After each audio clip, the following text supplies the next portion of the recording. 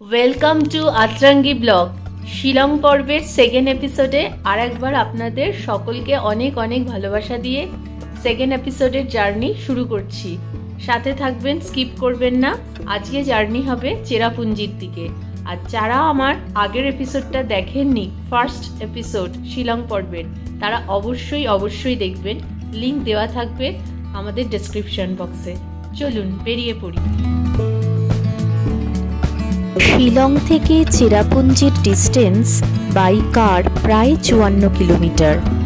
তবে রুট একটু এদিক ওদিক করলে বা কতটা দাঁড়াবো জার্নির সময়, সবটা মিলিয়ে এই ডিস্টেন্স কমতে বা বাড়তে পারে। মেন শিলং থেকে যখনই চেরাপুঞ্জির দিকে ঢুকবেন, প্রাকৃতিক সৌন্দর্যকে ভীষণভাবে উপভোগ করবেন। প্রতিটা মুহূর্তে ছোটবেলায় ভূগোল বইতে পড়া চেরাপুঞ্জির কথা মনে পড়ে যাবে। তবে শুধু চেরাপুঞ্জির জন্য আলাদা করে একটা ট্যুর হয়, যেখানে আরও ভালোভাবে এই জায়গাটিকে এক্সপ্লোর করা যায়। চেরাপুঞ্জির লোকাল নাম হলো শহরা।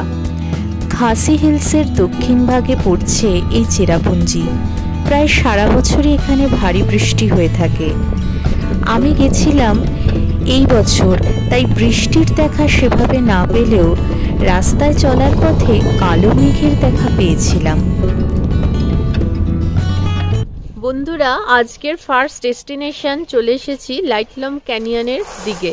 এখানে এন্ট্রি আর পার্কিং সব মিলিয়ে 50 রুপিস লাগে। গাড়ি পার্ক হয়ে গেছে, এখন লাইটলম ক্যানিয়নের দিকে এগোচ্ছি। আসুন।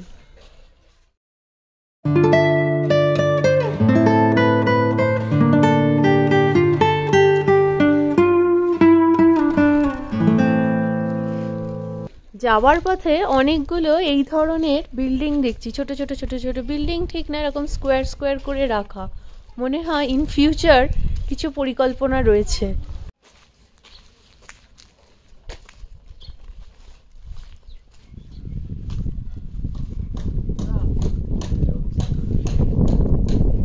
With natural beauty, Laitlum canyon. 20 টাকা পার হেড, 10 টাকা চিলড্রেনদের জন্য। Music and shooting, movie shooting, এত সকাল 7টা থেকে বিকেল 5টা। আচ্ছা, তাহলে প্রথমে যেটা দেখলাম সেটা ছিল only parking fees. Okay, but view অসাধারণ।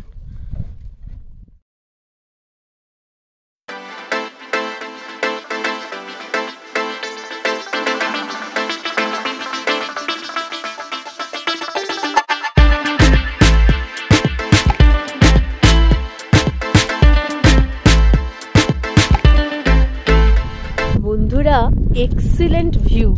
মানে এটা যদি না আসতাম, একটা বড় পয়েন্ট মিস হয়ে যেত। মানে আমি স্কটল্যান্ড জানি না কিরকম, আমি যাইনি, বাট আমার দেখে মনে হচ্ছে সিনেমাতে যেরকম দেখি স্কটল্যান্ডের সব শুটিং ফুটিং, মানে জায়গাটা ঠিক ওই রকম একটা ফিলিংস আসছে। অবশ্যই কিন্তু এটা দেখবেন।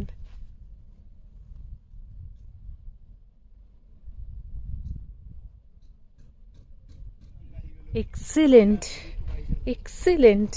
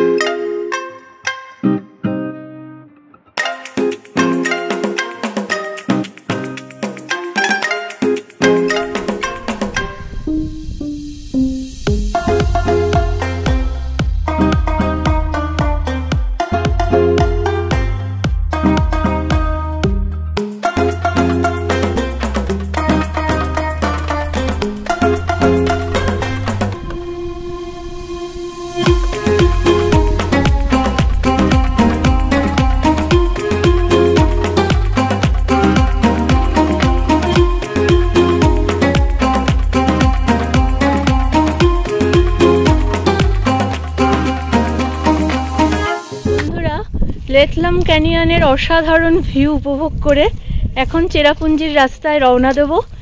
1 ঘন্টা 10 মিনিট মতো লাগবে এখান থেকে, এবং সাথে থাকবে মোকাটাক ভিউ পয়েন্ট, সেখানে দাঁড়াবো। ইচ্ছা আছে ভিউটা আপনাদের সাথে এনজয় করব।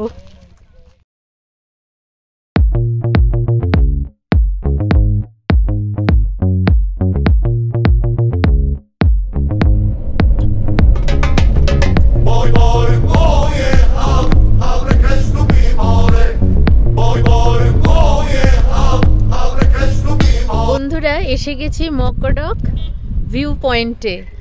প্রায় 1 ঘন্টা মতো লাগলো। আসার রাস্তাটা অসাধারণ, ক্রিসমাস ট্রিতে ভর্তি, খুব সুন্দর লেগেছে আসতে। এবার ভিউ পয়েন্টটা দেখব। এখানে চা কফি খাওয়ার জায়গা রয়েছে, ছোটোখাটো কেনাকাটি করারও জায়গা রয়েছে। আসুন ভিউ পয়েন্টটা এবার দেখে নিই।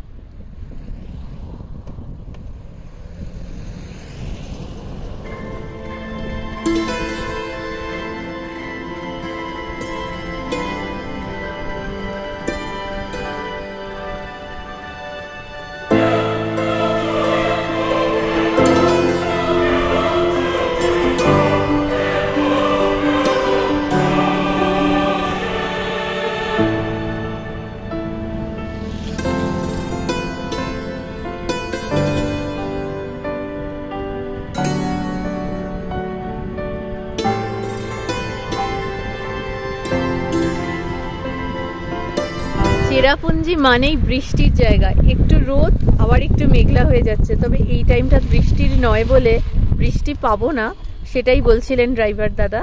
তবে বেশ হালকা মেঘ হচ্ছে, আবার রোদ উঠে যাচ্ছে, অসাধারণ। আর এখানে জিপ লাইন করা যায়, জিপ লাইন অ্যাক্টিভিটি আছে। চাইলে এখানে এসে আপনারা কেউ যদি মনে করেন জিপ লাইন অ্যাক্টিভিটি করে নিতে পারেন।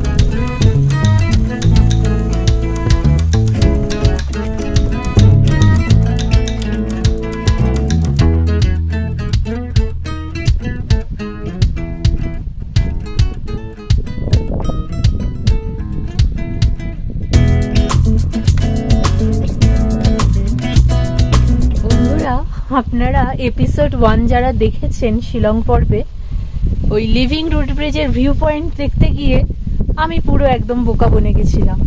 বাট এটাতে সত্যিই ভিউ পয়েন্ট আছে এবং খুব সুন্দর জায়গাটা, একদম উঁচুতে গিয়ে। চলুন একসাথে ভিউ পয়েন্টটা দেখি। অলরেডি আমার পিছনে আপনারা দেখতেই পাচ্ছেন খুব সুন্দর একটা ভিউ। এবার একদম ওপরে গিয়ে দেখব।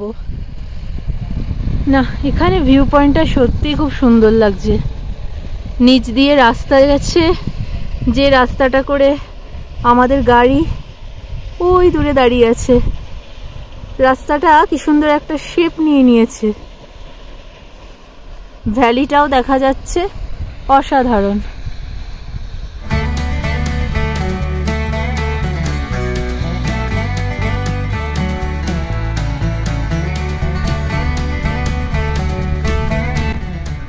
তাইনাম মাসি ভিউ পয়েন্টকে গ্রিন ভ্যালি ভিউ পয়েন্টও বলে থাকে। তাইনাম মাসি ভিউ পয়েন্টের সৌন্দর্য উপভোগ করতে করতে পাড়ি দিলাম গার্ডেন অফ কেভসের দিকে।